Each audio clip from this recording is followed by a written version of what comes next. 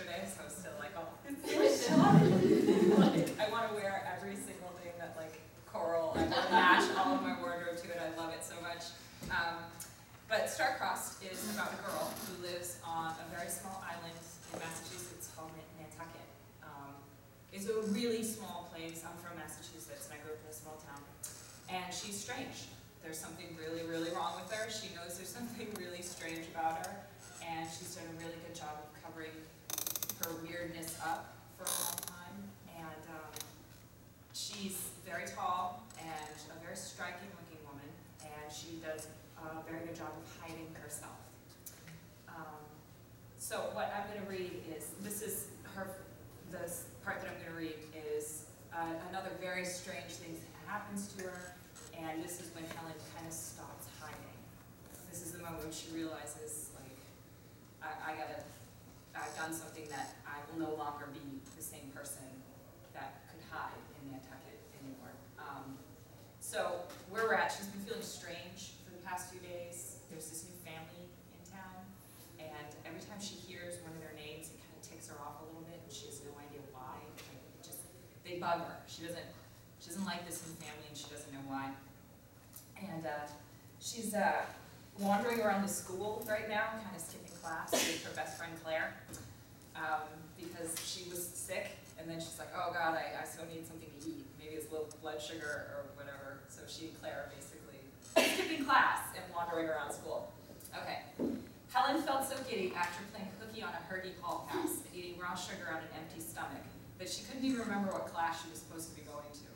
She and Claire were casually strolling down the wrong hallway at the wrong time when the bell signaling the end of first period rang. They looked at each other and shrugged as if to say, oh well, what can you do? And burst out laughing. Then Helen saw Lucas for the first time. The sky outside finally exhaled all of the wind that it had been holding for 2 days. Gusts of stale, hot air pushed through every open window into the sweltering school. It caught loose sheets of paper, skirt hems, unbound hair, stray wrappers, and other odds and ends, and tossed them all towards the ceiling like hats on graduation day. For a moment, it seemed to Helen that everything stayed out there, frozen at the top of the arc, as weightless as space. Lucas was standing in front of his locker, about 20 feet away, staring back at Helen while the world waited for gravity to switch back on. He was tall, over 6 feet at least, and powerfully built, although his muscles were long and lean instead of bulky. He had short black hair and a dark end of summer tan that brought out his white smile and his swimming pool blue eyes. Meeting his eyes was an awakening. For the first time in Helen's life, she knew what pure, heart-poisoning hatred was. She was not aware of the fact that she was running toward him, but she could hear the voices of 3 sobbing sisters rise into a keen wail. Could see them standing behind the tall, dark boy she knew was Lucas, and the smaller, brown-haired boy next to him. The sisters were tearing at their hair until it came out of their scalps in bloody hanks. They pointed accusing fingers at the 2 boys, while they screeched a series of names, the names of people murdered long ago. Helen suddenly understood what she had to do. In the split second it took for her to close the gap between them, Helen saw the other boy lunge at her, but he was stopped by Lucas, who threw out an arm and sent him flying back into the lockers behind him. Then her whole body stopped and strained. Cassandra, stay where you are, Lucas called over Helen's shoulder, his face no more than an inch away from hers. She's very strong. Helen's arms burned, and the little bones in her wrists felt like they were grinding together. Lucas was holding her by the wrists to keep her hands away from his neck, she realized. They were locked at a stalemate, and if she could get her fingers half an inch closer, she could reach his throat. And then what? A little voice in her head asked. Choke the life out of him, answered another. Lucas's achingly blue eyes widened in surprise. Helen was winning. One of her long nails grazed the pulsing skin covering the fat artery she itched to slit. Then, before she could process what was happening, Lucas spun her around and clamped her to his chest, restraining her arms against her breast and standing between her legs. The position he'd forced her into kept her off balance and unable to bring her heel down on his instep. She was immobile. Who are you? What is your house? He breathed into her ear, giving her a rough shake to punctuate his point. She was beyond understanding language. Outmaneuvered and helpless, she started to scream with rage, then stopped herself. Now that she couldn't see his eyes, she was becoming aware of the fact that half the school's faculty was trying to tear her off of him. Everyone was staring. Helen doubled over in agony as her abdomen seized up with cramps. Lucas immediately let go of her as if she turned into a lit match, his body convulsing spasmodically, and she dropped to the floor. Miss Hamilton, Miss Helen, look at me, said Mr. Hergesheimer. He was kneeling on the floor next to her while she panted, trying to relax her muscles. She looked up at his sweaty face. His hair was messed up and his glasses had been knocked sideways on his face in the fight. She wondered for a moment if she had been the one to hit him, and then she burst into tears.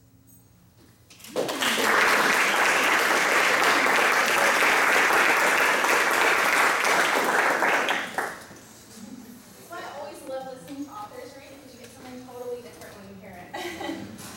So I'm just going to ask a few questions that will hopefully get you guys thinking about these books again if you've already read them. I'm curious if what they've said has kind of piqued your interest. So, question number 1. Each of your novels deal with the concept of time. Could you tell us why you decided to situate your novel during a specific time period and how that affected the type of novel you were writing? Well, that one's got to be Alex first. Yeah. Well, I definitely wanted to have a present-day character experiencing the past because I feel like it's easier for the modern-day reader to get a grasp on these historical eras when you're talking from the present-day point of view as opposed to a character that's from the 1800s or 1900s. And I chose for my character to primarily spend time in 1910. That's just an era of history that has really fascinated me because it has that time, the Edwardian era, had sort of one foot in the Victorian past and all the rules and manners.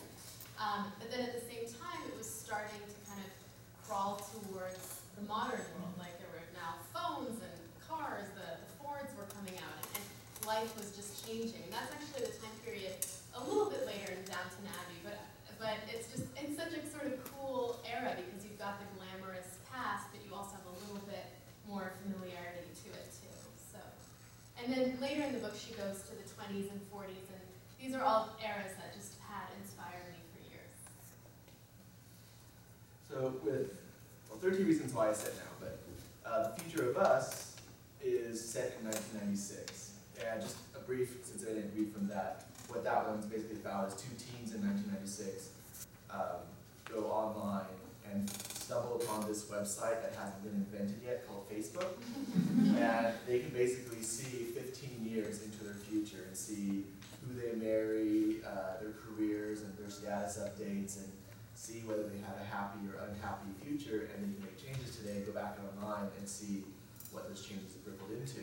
And I co-wrote it with Carolyn Mackler, who's one of my favorite authors. And we set it in 1996. When we first came up with the idea of having people, teens, when they're just starting to be in charge of who they become, see into their future, we thought, well, one way that hasn't been done is seeing into their future online.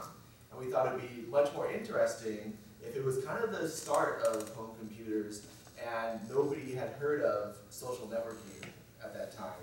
So it would also be a glimpse, like as you're reading it today, what's kind of the norm now. It gives you a new perspective on what the norm is now. Because in 1996, at first when they see Facebook, they're like, why am I saying this to all these people? And of course, looking at it going, I have 500 friends, I must be a celebrity. And